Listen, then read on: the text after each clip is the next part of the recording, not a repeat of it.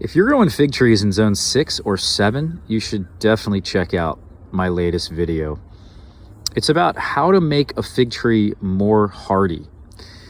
The fact is, fig trees are hardy to about 0 to 5 degrees Fahrenheit, but no one really knows their limit. In fact, I've heard reports over the years about how the wood here has survived temperatures below 0. In fact, a variety called Campaneri has survived -4 degrees Fahrenheit.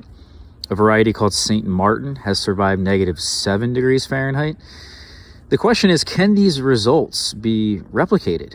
You have to pay attention to lignification, the hardening of the branches. Every tree goes through this process to prepare itself for the winter.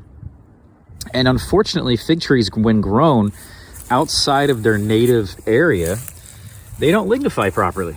Trees lignify from the bottom up. So the bottom of this particular tree actually looks pretty good in terms of its growth until we get to about here-ish.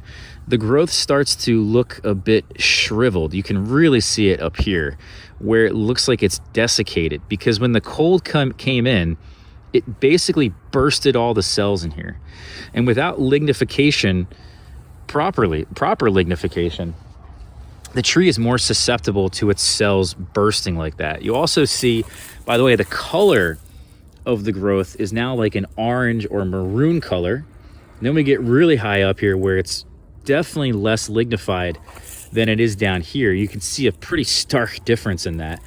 This is so desiccated now at this point, I can just snap it like that and it's done.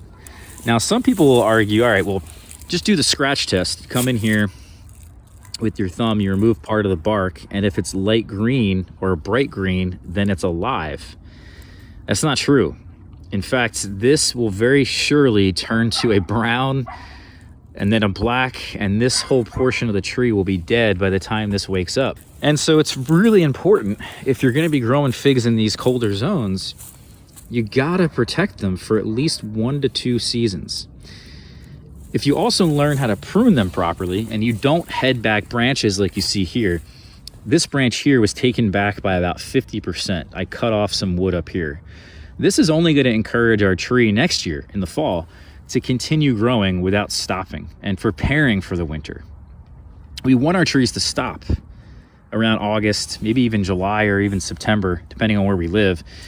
And that's going to ensure that they're hopefully lignified in time.